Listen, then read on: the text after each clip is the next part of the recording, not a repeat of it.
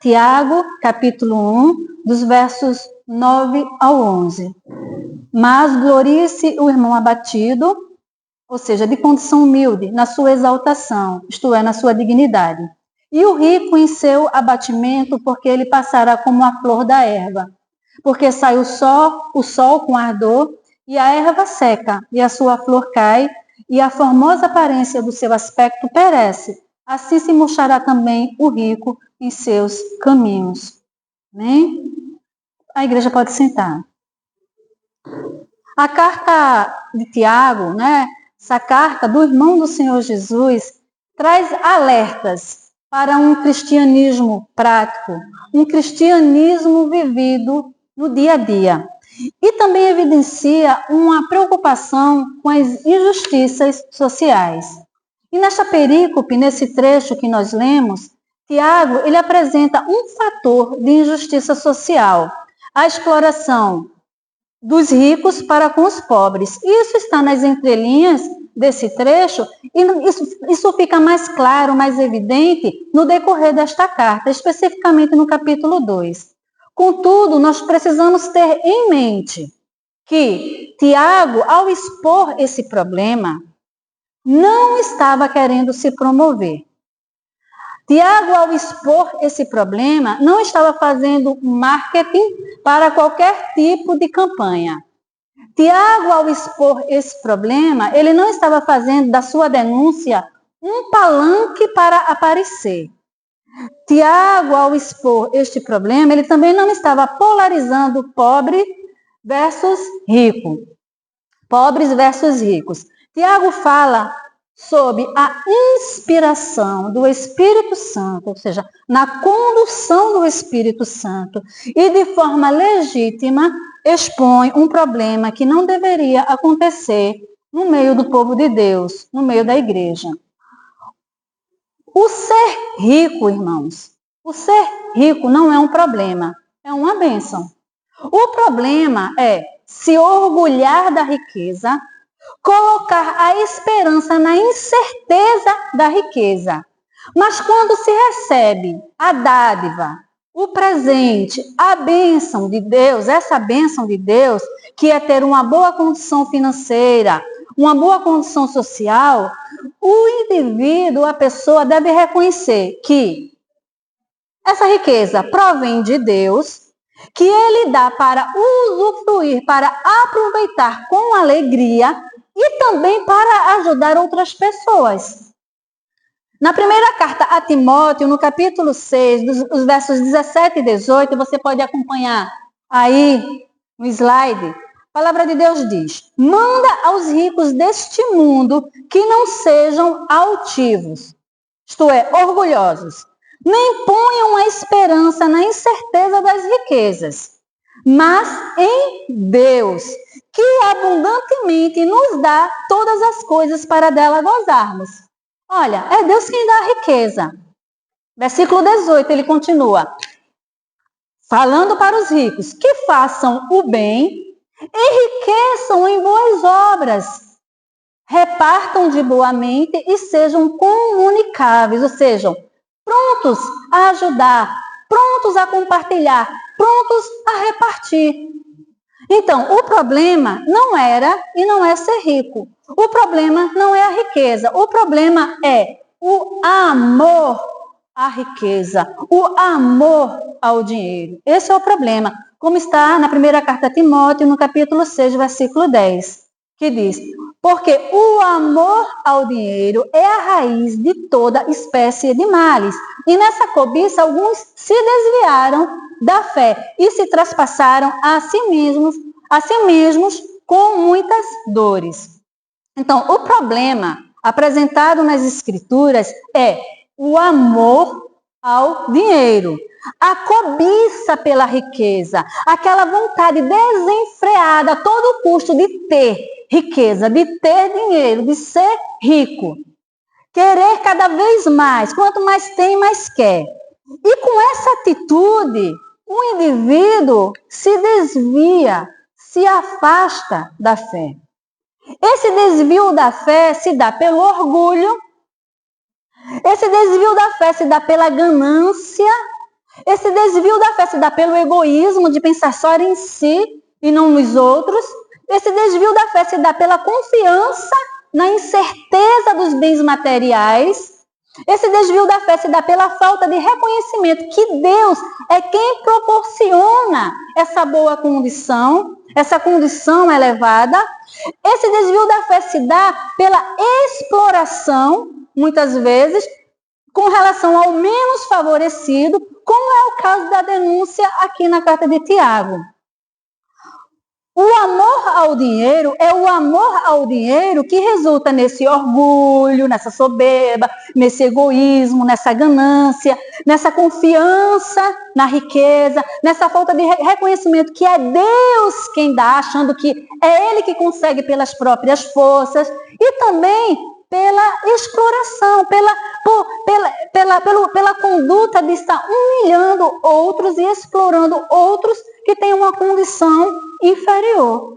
Esse é o problema. O dinheiro não é o problema, o ter posses não é problema, pois dinheiro, bens materiais são necessários. Lembremos de mulheres que tinham uma boa condição financeira e abençoaram o ministério de Jesus, prestando assistência com os seus bens. Isso está em Lucas, no capítulo 8, os versículos 2 e 3, que diz: algumas mulheres que haviam sido curadas de espíritos malignos e de enfermidades, Maria, chamada Madalena, da qual saíram 7 demônios, e Joana, mulher de Cusa, procurador de Herodes, e Susana, e muitas outras que o serviam com suas fazendas. Ou seja, essas mulheres serviam a Jesus, ao ministério de Jesus, com os seus bens materiais. Essas mulheres contribuíam para o sustento do ministério terreno de Jesus com as suas posses, com o seu dinheiro. Então, podemos observar e entender pelas Escrituras que o mal não é ser rico. O mal está no amor à riqueza. Porque a partir disso, as atitudes da pessoa passam a se distanciar dos princípios e valores cristãos. Em Lucas, no capítulo 12, versículo 15, o próprio Senhor Jesus disse: acautelai-vos e guardai-vos da avareza. Porque a vida de qualquer não consiste na abundância do que possui. Em outras palavras, o Senhor Jesus diz: a vida de uma pessoa não consiste naquilo que ela tem. O valor de uma pessoa não está no que ela tem, não é no que ela possui. Mas, voltando para Tiago, ele, nesta unidade literária que nós lemos inicialmente, dos versos 9 ao 11 do capítulo 1, ele nos apresenta uma riqueza mais elevada que a riqueza terrena. Tiago nos apresenta a verdadeira riqueza, e é dessa riqueza que nós vamos falar nesta noite. A verdadeira riqueza é a primeira coisa que Tiago nos ensina. A verdadeira riqueza é nossa dignidade em Cristo. No versículo 9, ele disse: mas glorie-se o irmão abatido, o irmão humilde na sua exaltação, na sua dignidade. Essa condição de abatimento que Tiago fala está relacionada a uma condição financeira baixa. É ao ser pobre. Como se não bastasse essa condição difícil, desfavorável de alguns irmãos, ali para quem Tiago escrevia, esses irmãos mais pobres ainda eram afligidos e explorados pelos mais ricos. E isso fica claro, fica mais claro, mais evidente, como já foi falado anteriormente, no capítulo 2 desta carta, que nós vamos chegar lá, com a graça de Deus. Mas o crente, o irmão pobre, tem uma exaltação. Apesar da sua humildade, do seu abatimento em recursos financeiros e em posição social, a dignidade, a exaltação do crente humilde está nas riquezas morais aprendidas com o Senhor Jesus. Na carta a Tito, no capítulo 2, versículo 12, que renunciando à impiedade e às concupiscências mundanas, vivamos neste presente século sóbria e justa e piamente. Ou seja, precisamos viver neste mundo de forma sensata, justa e piedosa. E esses são princípios, são valores que nós aprendemos com o Senhor Jesus.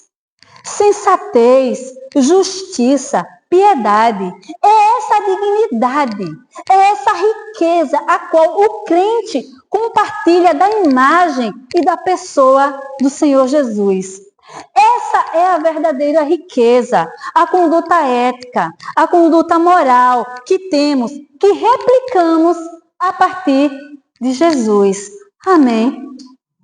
Não é a riqueza material a maior riqueza. A maior riqueza é replicar os preceitos morais e éticos aprendidos com o Senhor Jesus. Mas Tiago continua a nos ensinar acerca da verdadeira riqueza. E a verdadeira riqueza é abnegar-se tal como o Senhor Jesus. Isso nós percebemos no versículo 10, quando ele diz: e o rico em seu abatimento, porque ele passará como uma flor da erva. Tiago, ele dá continuidade aqui, dizendo que o irmão rico, agora falando para o irmão rico, glorie-se em seu abatimento. Ele já tem exaltação na terra, mas ele fala, o irmão rico glorie-se em seu abatimento. E esse abatimento, essa humilhação que Tiago se refere agora, possivelmente é a reorientação de valores, princípios e conduta espirituais que o rico deve retomar, que estavam perdidos. Valores que estavam perdidos, princípios que estavam perdidos, uma conduta que estava perdida. O rico, é bem verdade que o rico corre grandes riscos de se apegar às suas riquezas, confiar em seus bens e se tornar um opressor. O cristão que tem posses, o cristão que tem uma boa condição, que tem bens, ele deve reconhecer a transitoriedade das riquezas materiais. Ou seja, o crente rico, ele deve saber, ele deve reconhecer, ele deve ter em mente que riqueza é passageira. É hoje e pode não ser amanhã. Basta uma crise mundial e o rico deixar de ser rico. E a história está aí para nos contar, né? O autor sagrado, ele apresenta quão transitórias são as riquezas materiais e que o rico tem prestígio e exaltação neste mundo e se gloria disso. Seu status diante de Deus, sua posição diante de Deus é diferente, é de abatimento e humilhação. Enquanto o crente pobre,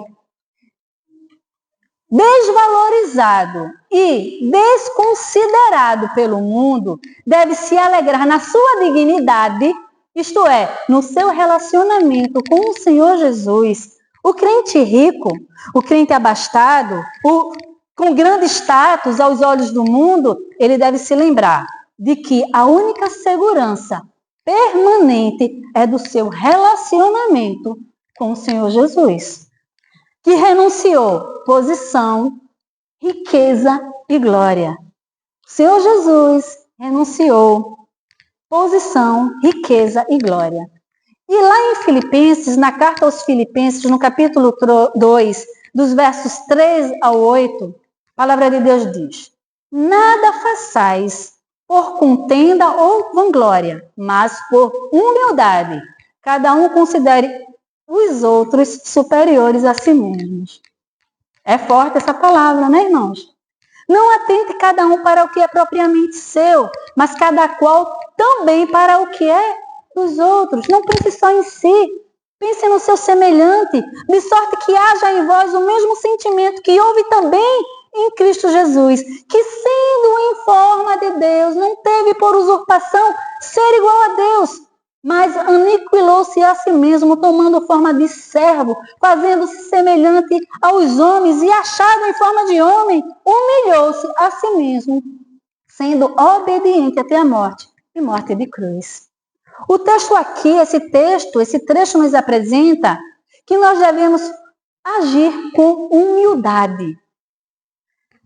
Nós devemos ter o mesmo sentimento que houve em Cristo Jesus. E olha só, ele ainda fala no versículo 3 que nós devemos considerar os outros superiores a nós mesmos. O Senhor Jesus, o sentimento que houve em Jesus foi de aniquilação, de abnegação, de renúncia. O Rei dos Reis, o Senhor dos Senhores, o Deus Criador, o Filho de Deus, ele tomou forma de servo. Ele veio a este mundo para servir e não para ser servido. Ele mesmo disse isso, está escrito no Evangelho, nos Evangelhos. E o crente rico, ele deve se gloriar na atitude de Cristo. É isso que Tiago está dizendo. Uma atitude de abnegação, de renúncia, de humildade e serviço. Em consonância, em concordância com o apóstolo Paulo, aos Filipenses. Então, a verdadeira riqueza é abnegar-se tal como o Senhor Jesus. Renunciar tal como o Senhor Jesus.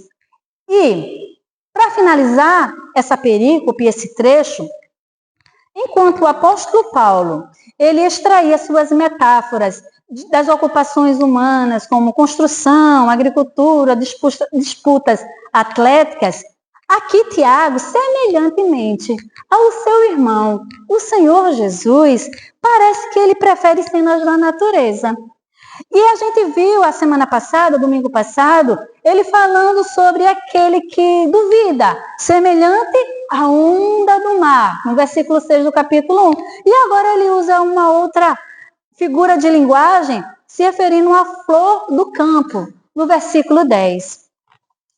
E esse trecho que nós estamos analisando, refletindo, né, de Tiago, finaliza fazendo uma alusão à passagem no livro do profeta, uma passagem no livro do profeta Isaías, no capítulo 40, os versos 6 e 7, que fala: toda a carne é erva e toda a sua beleza como as flores do campo. Seca-se a erva e caem as flores, soprando nelas o hálito do Senhor. Na verdade, o povo é erva. Então, Tiago, ele faz uma possível alusão a esse texto, apresentando que tal como uma flor que desabrocha em todo o seu resplendor, em toda a sua beleza, subitamente, rapidamente, é ressecada. Assim também o rico, em meio à sua prosperidade material, subitamente também é reduzido a nada. Porque a verdadeira riqueza, irmãos, a gente aprende com Tiago, é a nossa dignidade em Cristo. Isto é, ser semelhante ao Senhor Jesus, seguir os passos, o exemplo, replicar a conduta, os princípios do Senhor Jesus. Essa é a verdadeira riqueza. E abnegar-se tal como o Senhor Jesus, servindo ao próximo e não oprimindo. Amém?